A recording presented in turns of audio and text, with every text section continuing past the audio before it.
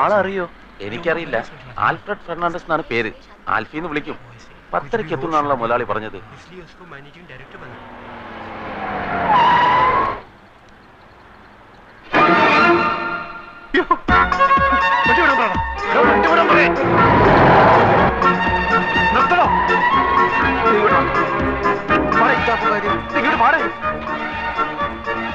അവിടെ coat suit വിട്ട് ഒരുത്ത നിൽക്കുന്ന കണ്ടില്ലേ? അവനാ എന്റെ അളിയൻ, അവിടുത്തെ മാനേജർ. ഞാനീ മാങ്ങാത്തൊരു ഓർത്തുമില്ല. MD എന്നും പറഞ്ഞ് ഞാനിപ്പോ അവിടെ കയറി ചെന്നാൽ അതോടെ തീരും ഇവിടുത്തെ ചുറ്റിക്കളി. വൈകുന്നേരം വരെ വെള്ളം കോരിട്ട് വൈകിട്ട് കലവിട്ട് ഉടക്കണോടാ. അപ്പൊ പിന്നെ എന്ത് ചെയ്യും? ആൽഫി എന്ന് പറഞ്ഞ ഒരുത്തൻ അവന്മാര് കണ്ടിട്ടില്ല. അതുകൊണ്ട് നീ ആ വേഷം കെട്ടിയാ മതി. അയ്യോ, അവന്മാരെ കണ്ടുപിടിച്ചില്ല. വാ തുറന്ന് ഒരു അക്ഷരം മിണ്ടായിരുന്നാ മതി. എന്ത് ചോദിച്ചാലും ഗമേ തട്ടി മുളിക്കണം. ഫയല് വല്ല ഒപ്പിട്ടാൻ കൊണ്ടുവന്ന് കഴിഞ്ഞാൽ വീട്ടിൽ കൊണ്ടുപോയി പഠിച്ചിട്ട് തരാമെന്ന് പറഞ്ഞ് എന്റെ കൊണ്ട് തന്നാ മതി. ബാക്കി ഞാൻ നോക്കിക്കോളാം. നമ്മളെ കണ്ടാൽ MD ആയിട്ട് തോന്നുന്നു. നിന്നെക്കാട്ടിലും വിവരം കേട്ടവന്മാർ MDകളായിട്ട് പല സ്ഥലത്തിരിപ്പുണ്ട്. അതുകൊണ്ട് നീ അതിനെപ്പറ്റി ഒന്നും ആലോചിക്കണ്ട. പക്ഷേ നീ ഇങ്ങനെ പോയാൽ ശരിയാവില്ല. നീ ഷർട്ട് അകത്തോട്ട് എടുത്തു. എന്താന്നാണ് ഇത്? കൊല വഴിപ്പിക്കാൻ ചാക്കി കെട്ടി വെച്ചിരിക്കുന്ന.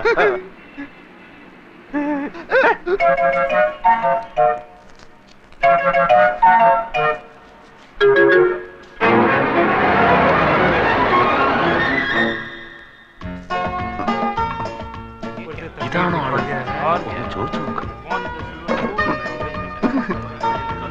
മിസ്റ്റർ ആൽഫ്രഡ് ഫെർണാണ്ടസ് ആണ്.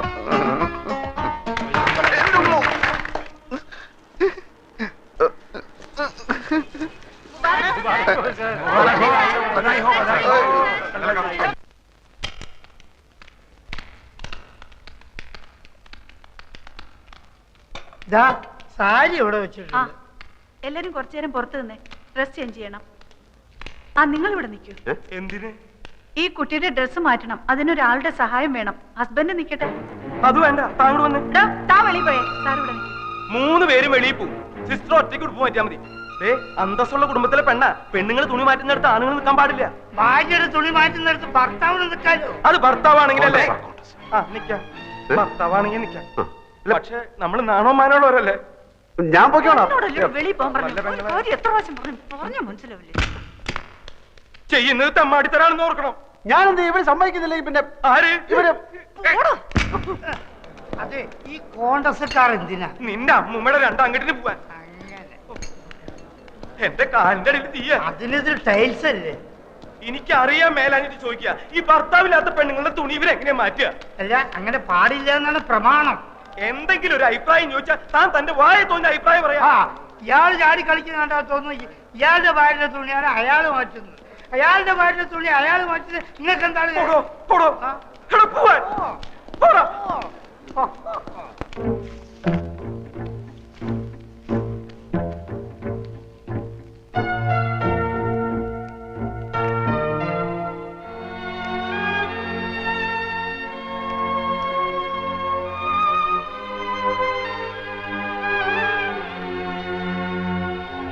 ഉടുപ്പിന്റെ അറ്റത്ത് പിടിച്ച് താഴേക്ക് വലിച്ചാൽ മതി. ഊരി പോന്നോളും. ബോഡി ഞാൻ ഉയർത്തി തരാം.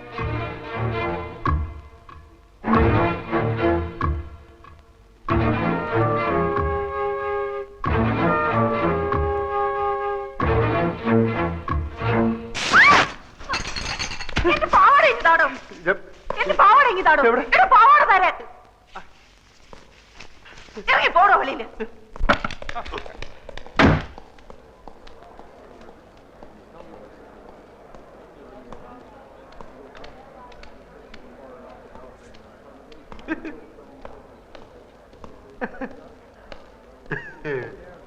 എന്താടാ നിന്ന് വിളിക്കണത്? ഇവിടെ ആരെങ്കിലും തുണി വെച്ചിട്ട് തുള്ളുണ്ടോ? ആ കൊച്ചിന്റെ അവിടെ എന്തോന്നൊരു പാട്. ഇവിടെ കൊച്ചിലെ സൈക്കിളിൽ നിന്നല്ല വീണ വൃത്തികെട്ട കറുത്ത പാടിലോണ്ട് അവിടെ. എല്ലാത്തിനും ഒരു അതിരുണ്ട് കേട്ടാ. ഗതി കേട്ടാ നിന്നെയും കൊല്ലും, ഞാനും ചാവും. ഇങ്ങനെയും ഭർത്താക്കന്മാരുണ്ടോ? കണ്ണുടച്ചോണ്ടാണോ ഭാര്യയുടെ ഉടുപ്പ് മാറ്റുന്നത്? ഇയാളെയൊക്കെ സഹായത്തിന് വിളിച്ച് എന്നെ വേണം പറയാൻ.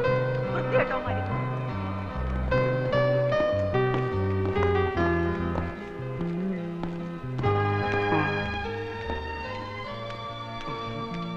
ഇപ്പൊ മനസ്സിലായ പിള്ള മനസ്സിൽ കള്ളമില്ലെന്ന്? അതിന് നീ നായരല്ലേ? അതേടോ, നല്ല അന്തസ്സുള്ള ഇല്ലത്തെ നായര അല്ലേ കാണായിരുന്നു. അപ്പൊ അത്ര വിഷമുള്ള ജാതി അല്ല. സർ, ഇതെന്തൊരു പുലിവാല. പാരീസിൽ നിന്ന് ലണ്ടനിൽ നിന്ന് നമ്മുടെ ബയേഴ്സ് ഫോൺ വിളിക്കുമ്പോൾ MD എന്തൊക്കെയോ പിച്ചും പേയി പറയുകയാണ്. ഇതെന്താ സംസാരിക്കുന്നറിയാൻ ഞാൻ ക്യാബിനിൽ ചെന്നപ്പോ എന്നെയും അയാൾ തെറി വിളിച്ച് പുറത്താക്കി. എടോ, ഞാൻ അയാളെ കൊണ്ട് ഇവിടെ വട്ടളയിരിക്കുക. എന്താ ചെയ്യാ, വലിയ മുതലാളിയുടെ മരുവനായി പോയില്ലേ.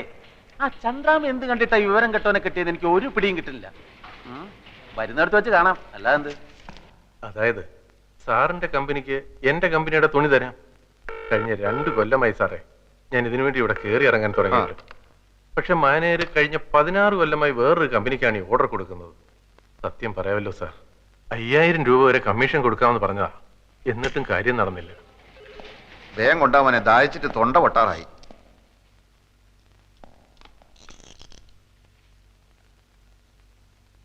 പഞ്ചാര കൂടുതലാണ്, നന്നാറി എസൻസ് ചേർത്തിട്ടില്ല. ഏത് കടയിൽ നിന്നാടോ ഇത്?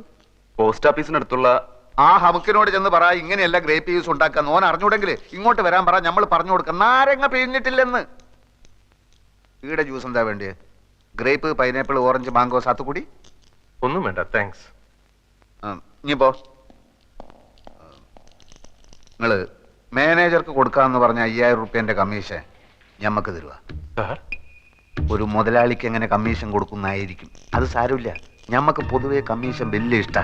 നിങ്ങൾ 5000 റുപ്യ തരി. നിങ്ങളെ കമ്പനീന്റെ തുണി ഞമ്മളെ കമ്പനി വാങ്ങുന്നു. എന്താ പോരെ?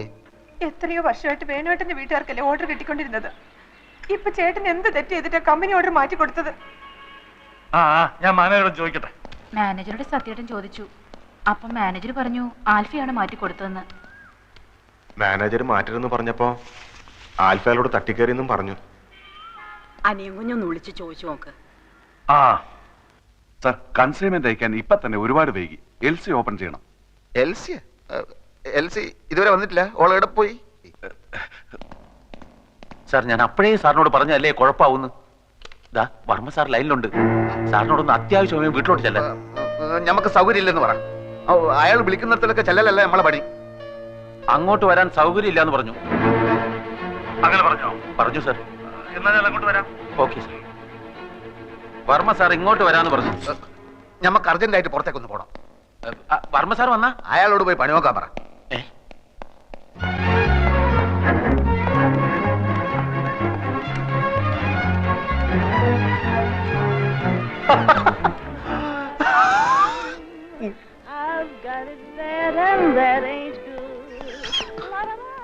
ഇനി ഇവിടെ ഇരുന്ന് സുഖിക്കാണല്ലേ?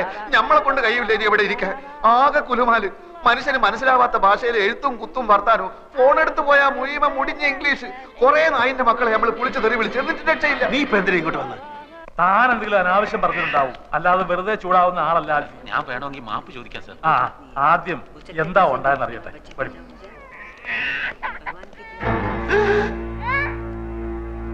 5000 രൂപ വാങ്ങിച്ചോണ്ട് 60 ലക്ഷത്തിന്റെ ഓർഡർ നീ കൊടുത്താ? മൈമുന എന്റെ പളയെടുക്കാം. പിന്നെ വേറെന്താ വൈ? മൈമുനയുടെ എന്നെ കൊണ്ട് ഞാനിപ്പോ എന്ത് ചെയ്യും? ഒന്നുകിൽ ആ പണി വേണ്ടത്, എന്നിട്ട് കുറെ കാലത്തേക്ക് ലീവ് ലീവ് ഒന്നും എടുക്കേണ്ട കാര്യമില്ല. ആൽഫിയുടെ അറിവുകൾ കൊണ്ട് സംഭവിച്ചതാണല്ലോ. ഇത്രയും നാള് ആ ഓർഡർ കിട്ടിക്കൊണ്ടിരുന്നത് നമ്മുടെ ഇന്ദുവിന്റെ ചേട്ടനാ. പെട്ടെന്ന് ഒരു കാരണവും ഇല്ലാതെ മാറ്റണ്ടായിരുന്നു. അവർക്കും വിഷമമുണ്ട്. എനിക്കത് അറിയില്ലായിരുന്നല്ലോ.